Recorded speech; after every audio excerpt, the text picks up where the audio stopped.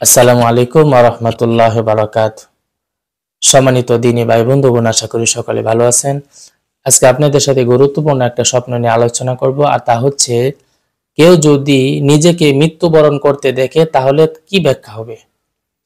কেউ যদি নিজেকে মরতে দেখে অর্থাৎ মৃত্যুবরণ করতে দেখে তার ব্যাখ্যা হবে, মৃত্যু হওয়ার পর যদি দেখে যে কোনো কান্নাকাটির আওয়াজ নাই, বাড়িতে যে কেউ মৃত্যুবরণ করেছে অর্থাৎ আপনি যে মৃত্যুবরণ করেছেন এটার কোনো আলামত নাই, অর্থাৎ দাফন কাফনের কোনো চিহ্ন নাই, কোথায় কবরস্থ হবেন ওটাও কোনো চিহ্ন নাই, শুধু দেখেছেন এতটুকু যে আপনি মৃত্যুবরণ করেছেন, তাহলে বুঝতে হবে আপনার ইমানের ভিতরে দুর্বলতা রয়েছে, আপনার ইমানের ভিতরে ঘাটতি রয়েছে।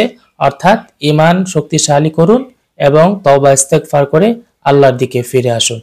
আবার কেউ যদি স্বপ্নে দেখে সে মৃত্যুবরণ করে কবরস্থ হয়েছে, অর্থাৎ নিজেকে সে কবরবাসী হিসাবে দেখেছে, কবরের মধ্যে সে নিজেকে দেখেছে, তাহলে তার ব্যাখ্যা হবে ওই ব্যক্তি হয়তো কোনো কারণে সে জেলখানার ভিতরে আবদ্ধ হবেন, কোনো কারণে হয়তো বা জেলখানার ভিতরে আপনি আবদ্ধ হবেন। ভাই, স্বপ্ন সবার ক্ষেত্রে যে 100% সত্যি হবে এটা আসলেই কেউ বলতে পারবে না। এজন্য যে যেরকমই স্বপ্ন দেখি না কেন, স্বপ্ন সবার কাছে বলতে যাবেন না। আপনি দুই যে খারাপ ভালো যাই স্বপ্নে দেখেন, আল্লাহ তাআলার কাছে বেশি বেশি দোয়া করবেন, আল্লাহ এই স্বপ্নের মাধ্যমে যাতে আমি ভালো কিছু আশা করি, আল্লাহ আপনার পক্ষ থেকে ভালো কিছু আমাকে দেন।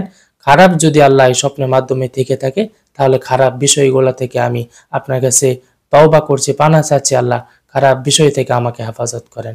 এভাবে আমরা আল্লাহ তাআলার কাছে দোয়া করব। ইনশাআল্লাহ আল্লাহ তাআলা প্রত্যেকটা স্বপ্ন যেন আমাদের জন্য কল্যাণ বয়ে আনে। আমিন।